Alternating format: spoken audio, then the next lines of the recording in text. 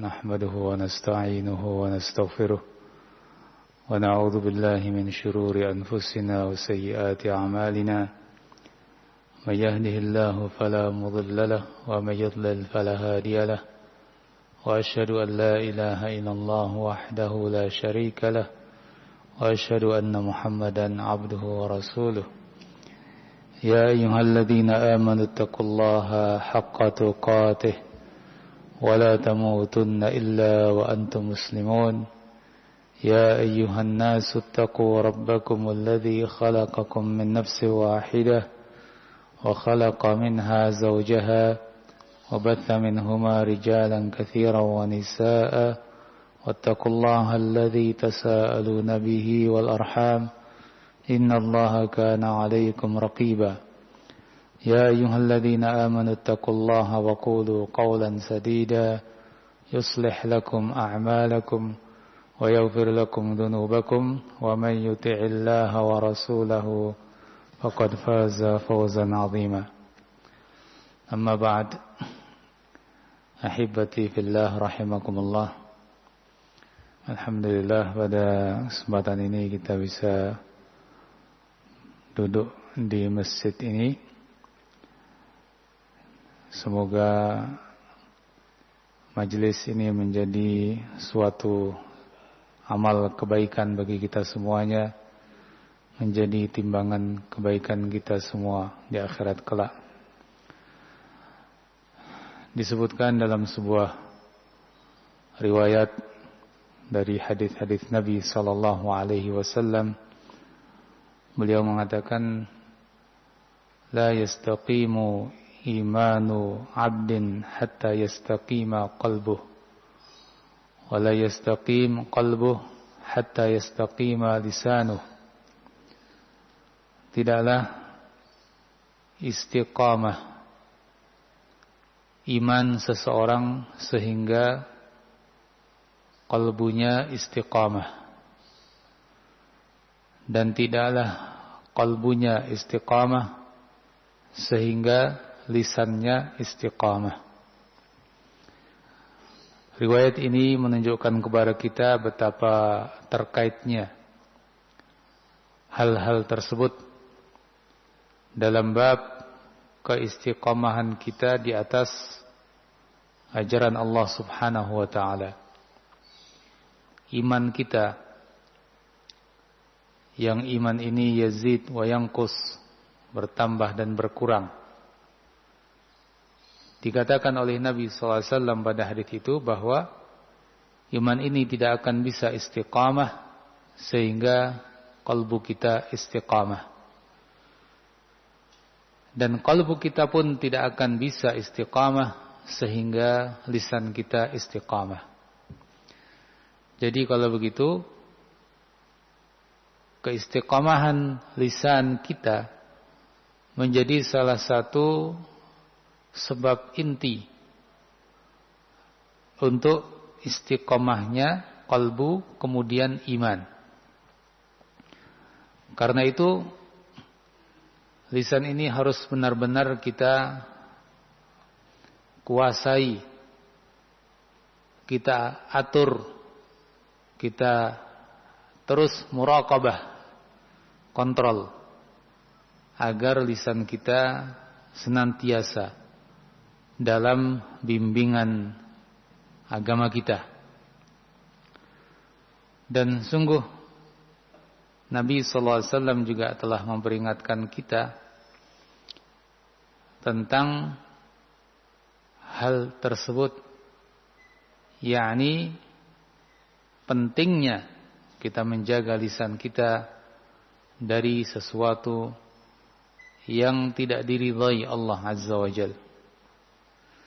Sebagaimana dalam hadis Nabi SAW ketika sahabat Mu'adz bertanya kepada Nabi SAW tentang amalan-amalan, hadis yang ma'ruf yang insyaallah antum menghafal hadis tersebut,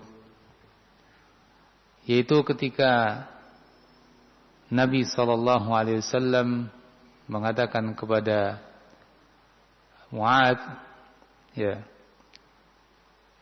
Kata beliau sallallahu alaihi wasallam,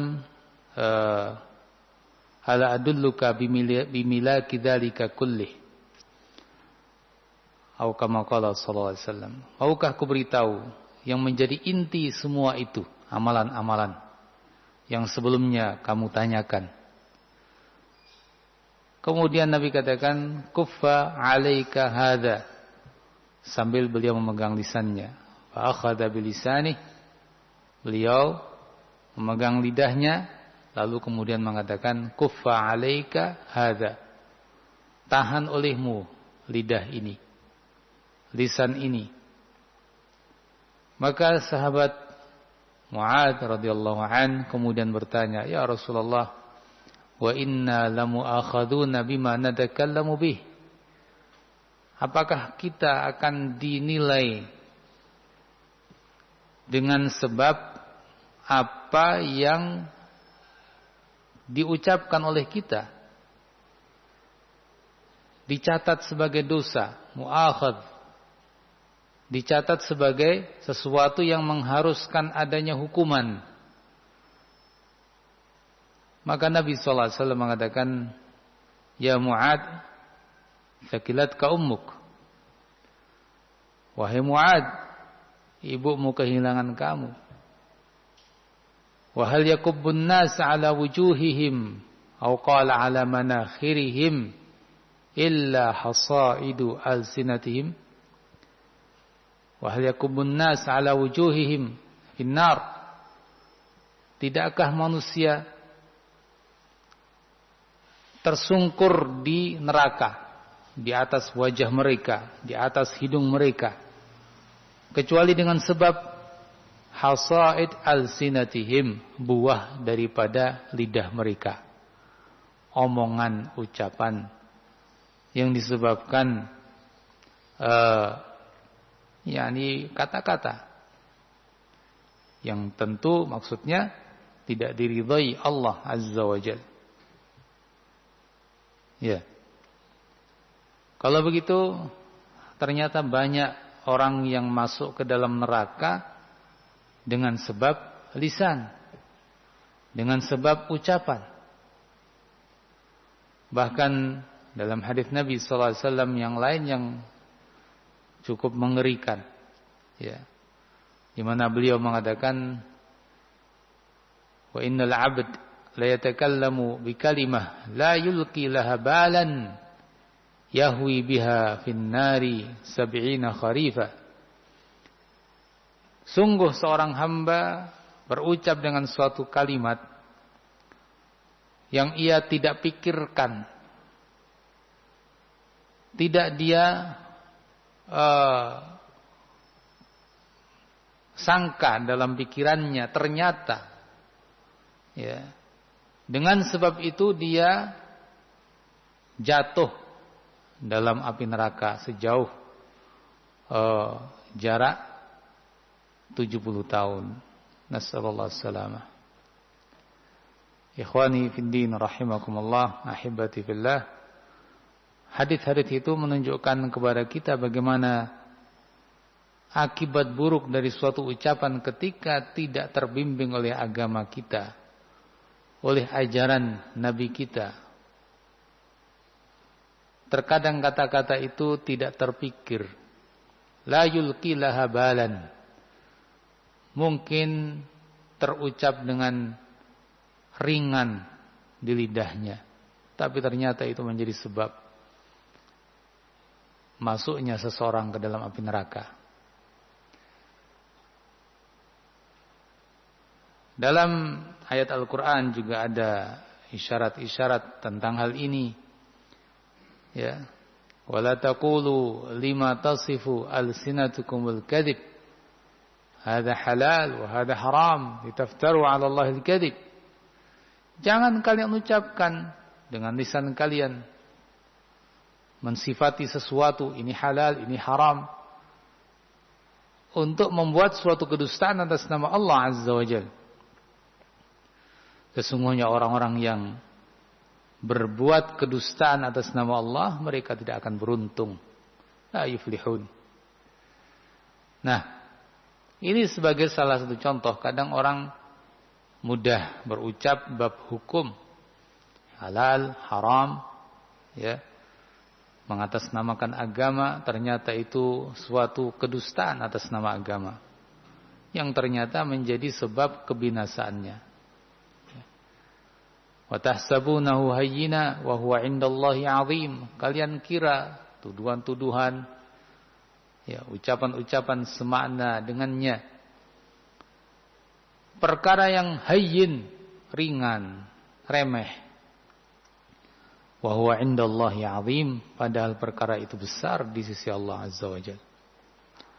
Jadi urusan ucapan kita yang kita ucapkan harus betul-betul diperhatikan. Tidak bisa kita anggap remeh. Karenanya dalam karya-karya para ulama kita, mereka banyak menyebutkan macam-macam pelanggaran lisan, besar maupun kecil, yang diantaranya adalah misalnya al-kadzib, kedustaan. Kedustaan ini adalah merupakan kabirah min kabairidz dzunub, merupakan salah satu dosa daripada dosa-dosa besar. Yang ternyata bab ini saja kalau kita teliti di tengah masyarakat kita, apakah mereka jatuh padanya atau tidak, ternyata bab ini saja sudah banyak sekali yang jatuh padanya. Kedustaan, ya, ternyata hal yang akhirnya dianggap biasa di kalangan umumnya masyarakat. Padahal Nabi SAW dalam bab bercanda saja tidak mau dusta. Padahal itu sesuatu yang biasa dilakukan.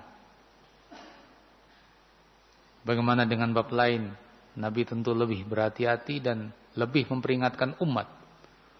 Tapi ternyata di masyarakat, di tengah muslimin, kedustaan-kedustaan banyak terjadi.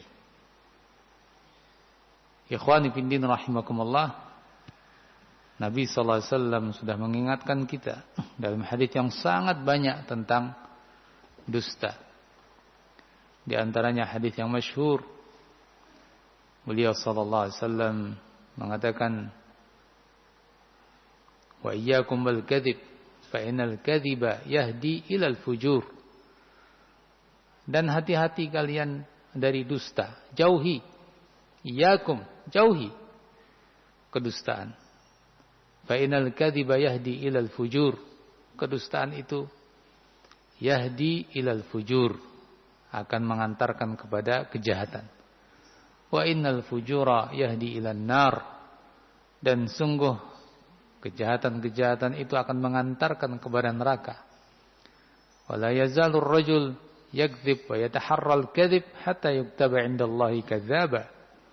Dan masih saja orang itu dusta dan berusaha melakukannya sehingga tertulis di sisi Allah Azza wa Jalla sebagai pendusta. Ya. Ini dusta. Yang itu akhlak yang tercela, walhamdulillah dari dulu sampai sekarang, ya, orang-orang dengan fitrahnya bisa menilai buruknya dusta, apalagi dengan syariat. Bahkan dulu orang-orang jahiliyah yang mereka menjaga menjaga akhlak yang mulia di kalangan mereka di masa itu sudah menilai buruknya dusta. Mungkin kita ingat kisah Abu Sufyan sebelum masuk Islamnya, ketika ditanya oleh Herakl tentang sifat-sifat Nabi Muhammad alaihissalatu wassalam, dia pun enggak bisa dusta. Dalam arti nggak bisa di sini, nggak mau. Walaupun dia pada posisi musuh Nabi kala itu. Tapi yang ngomong apa adanya. Karena kedustaan itu akhlaknya budak-budak. Yang orang terpandang ya anti untuk melakukannya. Karena itu akhlak rendahan. Itu saat masa jahiliyah. Ya. Nah, bagaimana dengan Islam? Nah, tentu seorang muslim harus betul-betul menjaga as-sidq, kejujuran dalam bertutur kata, kejujuran dalam berbuat. Kalau orang sudah sekali dua kali dusta, ini lama-lama bisa menjadi kebiasaan. Dan itu seperti yang Nabi sebutkan tadi, yakdzib wa yataharral kadzib, akhirnya. Ya, 1 dusta, 2, 3, 4 dan seterusnya akhirnya menjadi hal yang ringan. Ya. Dan akhirnya juga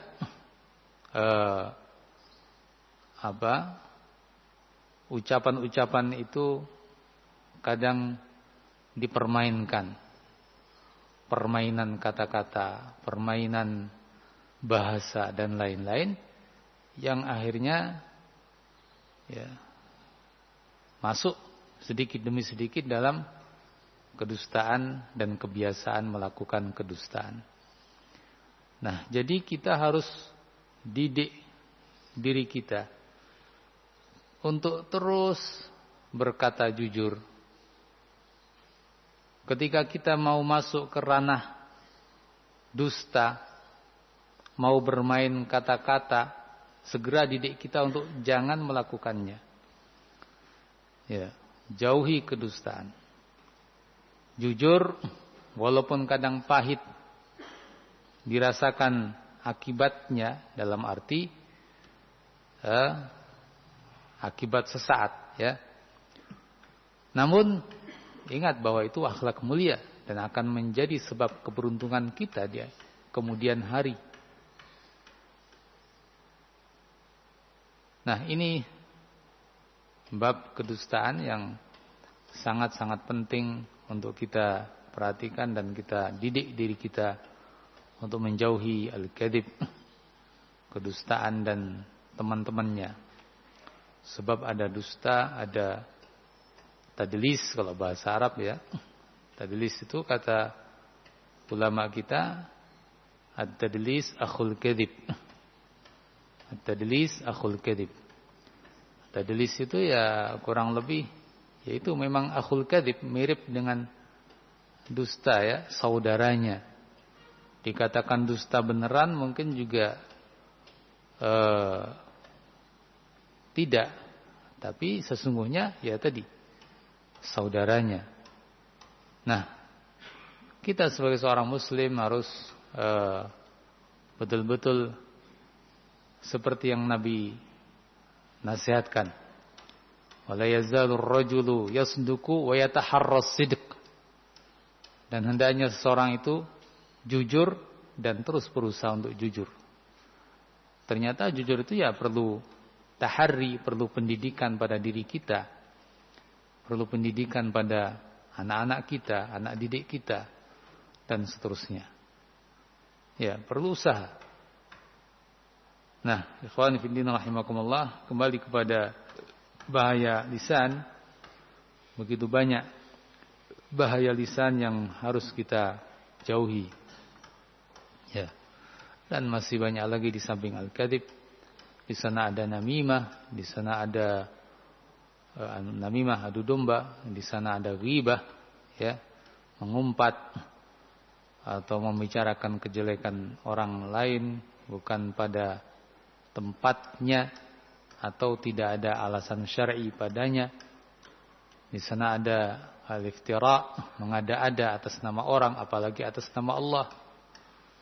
Di sana ada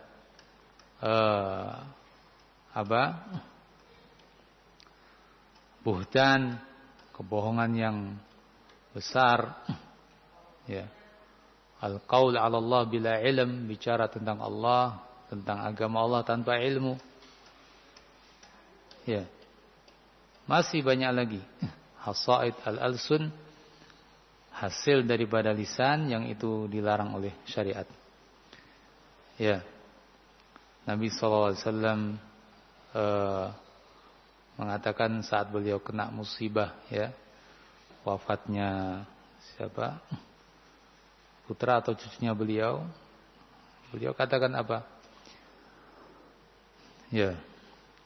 Innal 'ain la tadma' wa innal qalba la yahzan wa la naqulu illa ma yurdi rabbana. Nih, apa kata Nabi?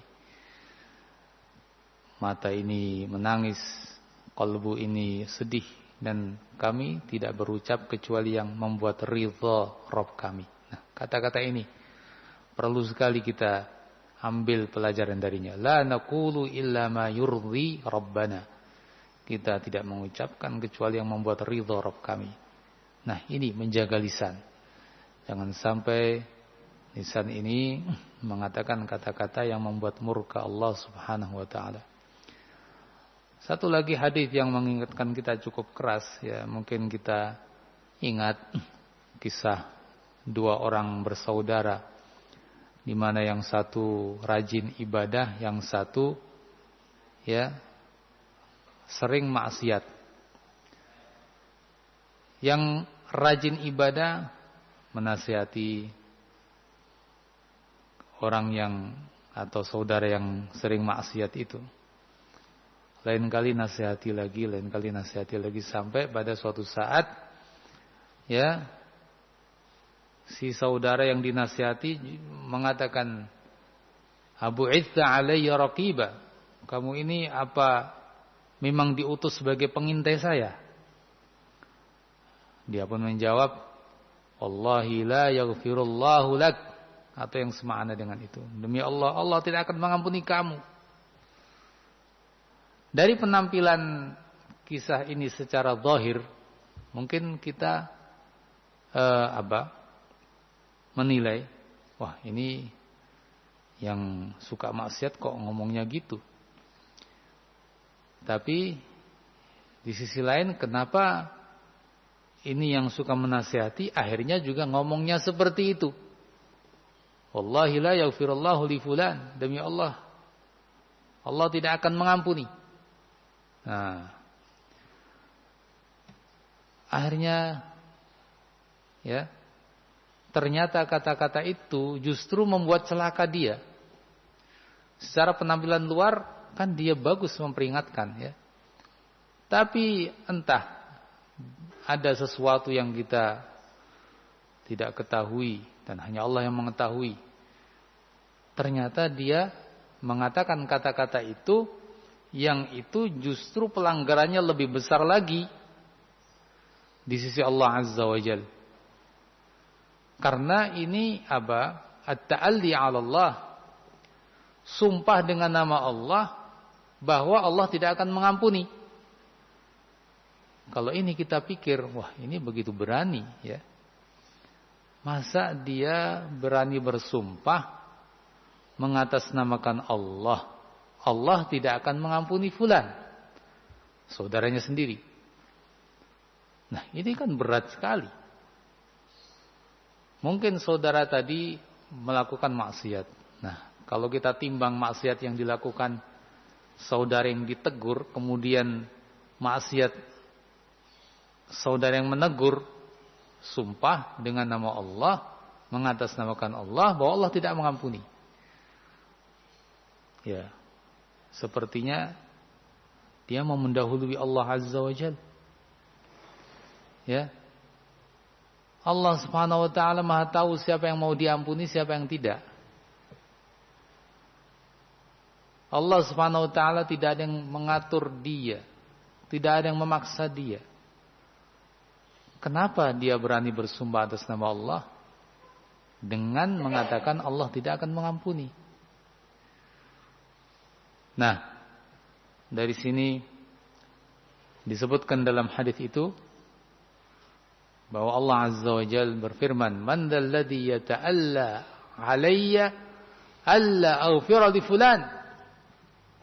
Siapa yang berani sumpah atas nama aku bahwa aku tidak akan mengampuni fulan, qad ghafartu lahu wa ahbattu 'amalah. Justru aku ampuni dia dan aku gugurkan amalnya orang yang menegur itu. Subhanallah. Ya. Ya, kita meyakini Allah tidak akan menzalimi siapapun. Karena itu gambaran singkat dalam hadis itu, kita harus meyakini bahwa di sana ya ada sesuatu yang tentunya kita nggak tahu, Allah Maha tahu.